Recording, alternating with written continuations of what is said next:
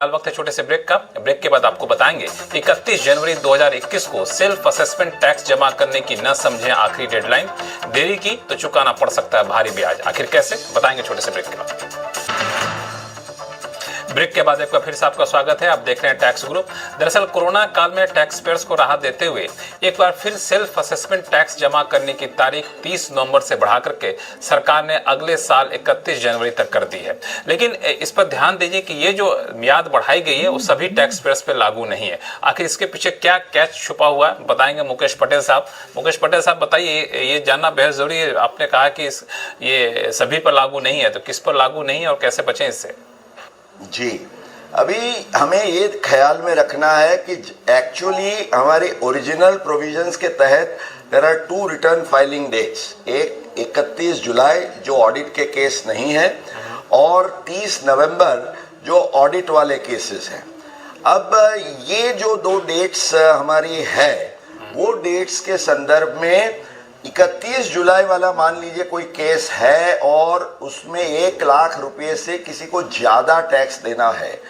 ऐसे केस में अगर आप जनवरी में रिटर्न भरेंगे तो आपको अगस्त से लेके जनवरी तक का, और जनवरी में आप मान लीजिए 2 जनवरी को भी भरा, आप सोचेंगे कि मैं 2 दिन का इंटरेस्ट भरूंगा, ऐसा नहीं है। 1 दिन भी लेट हुआ तो पूरे महीने का मीटर चढ़ जाता है। तो ये दोस्तों आपको ख्याल में रखना है कि अगर 1 लाख रुपए से आपकी कम। वीडियो में आगे बढ़ने से पहले डिस्क्रिप्शन बॉक्स में जो लिंक दिया गया है वहां पे क्लिक करके इंडिया के नंबर 1 ब्रोकरेज हाउस जीरोडा के साथ जुड़िए, जहां पे आपका ब्रोकरेज 0 लगेगा और अगर लगेगा तो वो भी सिर्फ 20 रुपये इंटरडे ट्रेडिंग के लिए। सेल्फ असेसमेंट की जिम्मेवारी है तो आप यू कैन टेक कंफर्ट कि भाई चलो हम जनवरी में भरेंगे तो चलेगा। पर प्रोविजनली भी मान लीजिए आपका अकाउंट अभी तैयार हो रहा है, आपको you are not sure, return भले आप जनवरी में भरें, पर अगर आप ये नवंबर में टैक्स भर देंगे तो उतने पीरियड का आपका इंटरेस्ट बचेगा। तो 1 लाख से ऊपर की सेल्फ असेसमेंट टैक्स की जिम्मेवारी के हर एक केस में ख्याल में लीजिएगा कि इंटरेस्ट का बर्डन होगा और उससे बचना है तो आपको प्रोविजनली भी कुछ टैक्स भरना है। फिलहाल इनकम टैक्स से जुड़े सवालों का जवाब देने का वक्त यहीं खत्म होता है। अब बारी है जीएसटी से जुड़े सवालों का जवाब देने के लिए। जीएसटी के मुद्दे पर सबसे पहला सवाल आया है आंध्र प्रदेश के विजयवाड़ा से। रामकृष्ण जी हमारे साथ फोन लाइन पर जुड़ गए हैं। रामकृष्ण जी बताएं, क्या पूछना चाहते हैं? सर, मैंने एक गेटेड कम्युनिटी में ओपन प्लॉट खरीदने जा रहा हूँ और उसी डेवलपर से इंडिविजुअल हाउस एक बनवाने जा रहा हूँ। उसी डेवलपर से वो बोल रहा है कि कंस्ट्रक्शन के ऊपर 12% जीएसटी लगेगा, लेकिन मैंने नेट से सर्च किया तो 1% जीएसटी 45 लाख तक लगेगा। मैंने सुना था, ये सही है कि नहीं? बिल्कुल बताएंगे हमारे टैक्स गुरु आपको। रामकृष्ण जी, इसमें 2 चीजें हैं। अगर आपका केस अफोर्डेबल हाउसिंग में आता है, जैसे कि आपने कहा कि आप जो निवेश करने जा रहे हैं वो 23 लाख है, तो वो 45 लाख की जो मॉनिटरी लिमिट है उसके अंदर है, तो वो एक कंडीशन तो आप फुलफिल करते हैं। दूसरी कंडीशन ये है कि आप नॉन मेट्रो एरिया में हैं तो वहाँ 90 स्क्वायर मीटर्स के कारपेट एरिया का नियमन है। तो अगर उससे बड़ा घर है तो भले 45 लाख से कम भी हो तो उधर आपको नॉर्मल जीएसटी लगेगा, पर अगर आपका 90 स्क्वायर मीटर के अंदर पड़ता है तो केवल 1% ही जीएसटी लागू पड़ेगा। इसमें कोई दुविधा की बात नहीं है, आप अपने बिल्डर से बात कर सकते हैं। चलिए, उम्मीद करते हैं कि रामकृष्ण जी के सवालों का जवाब मिल गया होगा। अगला सवाल हमारे पास ईमेल के जरिए आया है मंजू यादव जी का।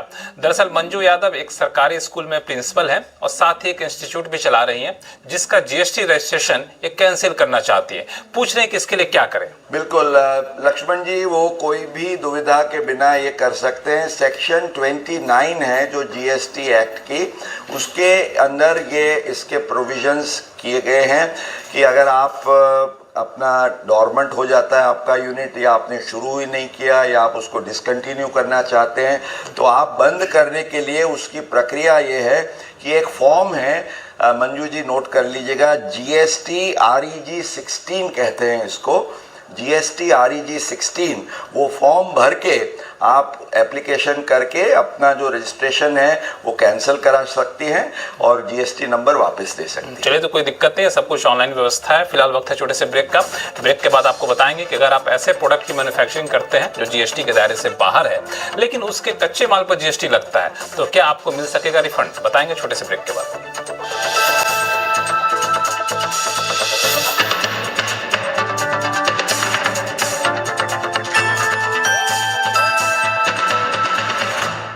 ब्रेक के बाद एक बार फिर से आपका स्वागत है। आप देख रहे हैं टैक्स गुरु। अगले कॉलर हमारे साथ जुड़ रहे हैं गोधरा से अब्बासी पिपलोद वाला, ये फोन लाइन पर जुड़े हुए हैं। अब्बासी साहब, पूछिए क्या उलझन है आपके? नमस्कार। अच्छा, मेरा क्वेश्चन ये है, मेरा ब्रूम का मैन्युफैक्चरिंग है। नमस्कार। और हम जो मटेरियल परचेज करते हैं, रॉ मटेरियल, वो आता है टैक्सेबल जी। और हमारा जो सेलिंग है ब्रूम का वो जाता है टैक्स फ्री। अंडर GST वो टैक्स फ्री है सेलिंग।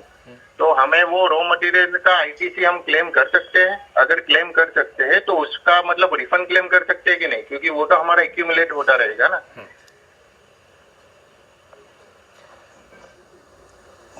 अब्बासी जी, अब ऐसा है कि जो बंदा GST की वसूली करके वो सरकार को GST चुकाता नहीं है, उसको भले वो अपने रॉ मटेरियल्स में GST का बर्डन वहन करता है, पर उसको फिर इनपुट टैक्स क्रेडिट का फ़ायदा नहीं मिलता है, इसलिए आपको रिफंड नहीं मिलेगा।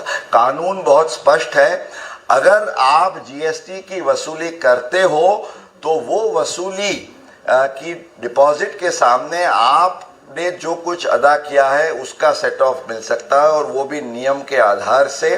पर आपके केस में अनफॉर्चुनेटली अब्बासी जी कोई लाभ नहीं मिलेगा। हालांकि अब्बासी जी को लाभ नहीं मिलेगा मौजूदा कानून के हिसाब से, लेकिन मुकेश पटेल साहब, मैं तो आपसे ये कहूँगा, चूंकि आप सरकार को भी सलाह देते रहते हैं, सलाह दीजिए कि ऐसे मामले में जैसे बहुत ही आम रोजमर्रा की चीज़ें बनाई जाती हैं, झाड़ू कोई बना रहा है उसके कच्चे माल पर GST लग रहा है, ऐसे मामलों में तो सरकार कुछ रियायत जरूर दे, क्योंकि आपकी बात सरकार ज़्यादा मानती है, इसलिए मैं चाहूँगा आप सरकार को सुझाव दें, बस इसकी आवाज़ उठाए। बिल्कुल बिल्कुल। और सभी सवालों का जवाब देने के लिए मुकेश पटेल साहब आपका बहुत बहुत शुक्रिया। आप आवाज़ उठाएं। बिल्कुल, मैं भी आवाज उठाऊंगा, आप भी अपनी आवाज पहुंचाइए। और सभी सवालों का जवाब देने के लिए मुकेश पटेल साहब का बहुत बहुत शुक्रिया।